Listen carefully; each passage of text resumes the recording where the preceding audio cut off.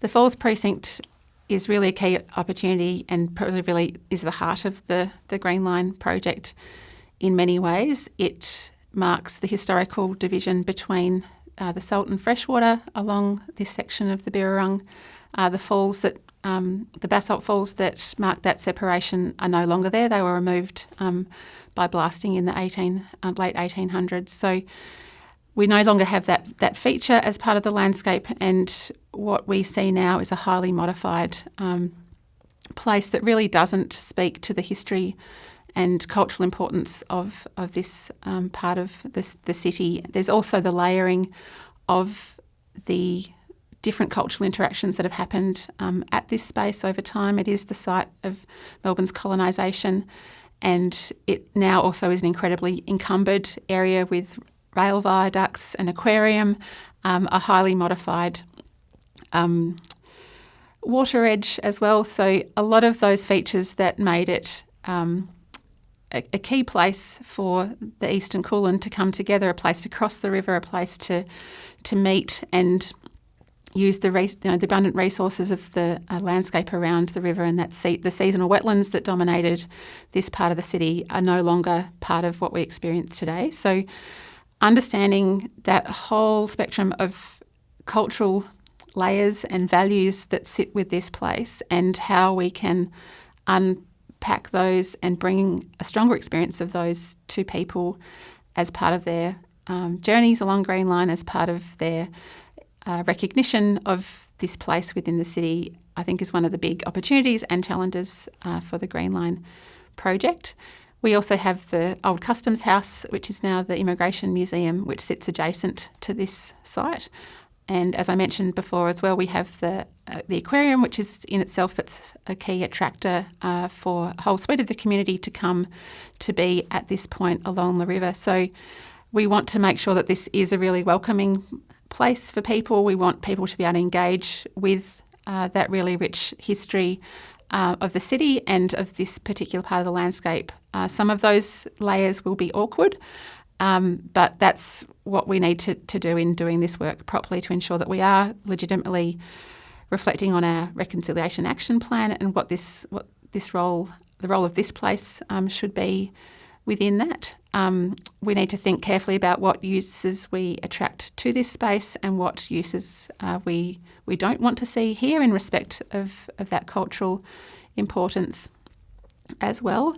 And we also want to ensure that people can safely and easily access this space, and that's one of the key physical challenges for this site is now that it has this sort of web of movement systems that come through it, so roads and overhead rail, as well as the desire for people to be moving along the river edge as well. So there's a whole suite of complexity that we have within this particular site, but it also really demands that we bring a sense of celebration and recognition back to that. So the work that we're doing with Wurundjeri at the moment is incredibly important in the way that it can inform that. We have a bit of that knowledge through work that's been done already around the Hoddle Grid Heritage Review and the Aboriginal Melbourne Mapping Project, which recognises some of the key significance of this space. We're doing a cultural values assessment process at the moment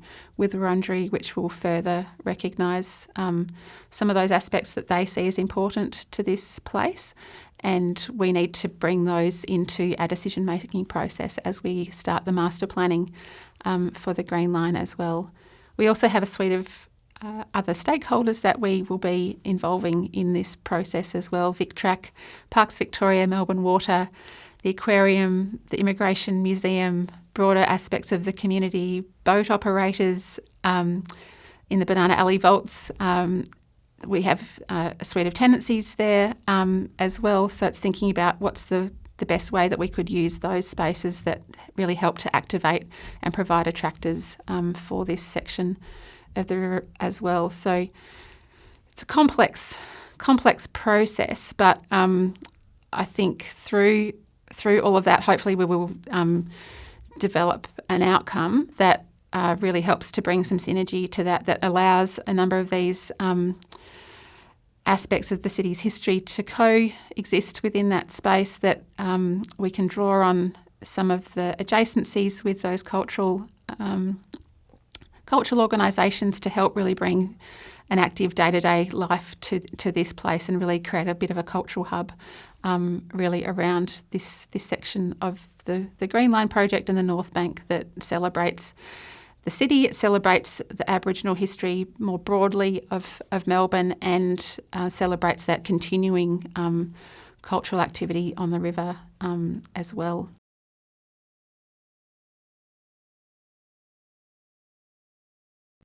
So some advice that I'd give to students in approaching your work around these kinds of topics, in both through architecture and landscape architecture representation, I think, is to really start with country, understanding whose country this is, what's occurred there previously, what are some of those layers that exist within both the physical landscape and within the way that it's been occupied and changed by people that really start to shape your understanding of that space. And I think really thinking deeply about the interconnectedness of people and ecology, the systems that exist within that space, and how you can work with the dynamics of those in shaping the project, but also how those dynamics will shape whatever it is that you build there. How will the hydraulics of the river work with what you're thinking about? How will flooding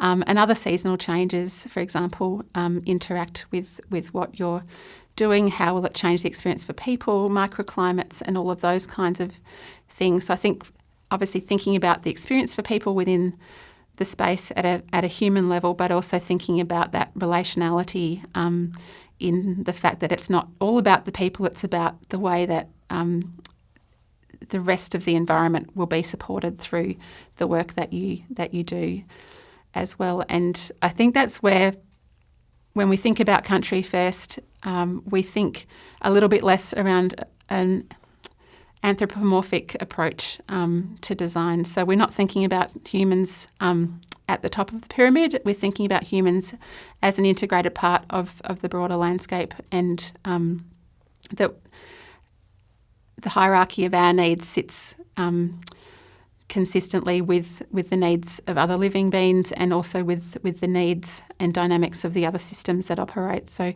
particularly along the Greenline, and we've seen it with the types of La Nina that we've had in the last while, the way that we manage those natural systems, whether that's through the way that we shape the landscape, whether that's the way that we manage that in the buildings that we create, what responsibility are we taking to help improve the environment through that process?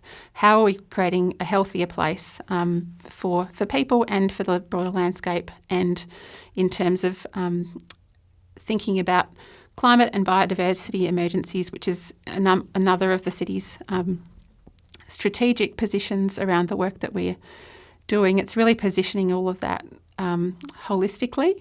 And obviously it's still an opportunity to focus in on particular themes around that, and to enable those themes to really drive the design exploration that you have in the work that you're doing. But I think to be able to think about it from that bigger picture and then bring it into connecting people in a new way with that place. How does what you create build a new relationship, a new understanding, and potentially a stronger and more enduring connection with that place for people as well?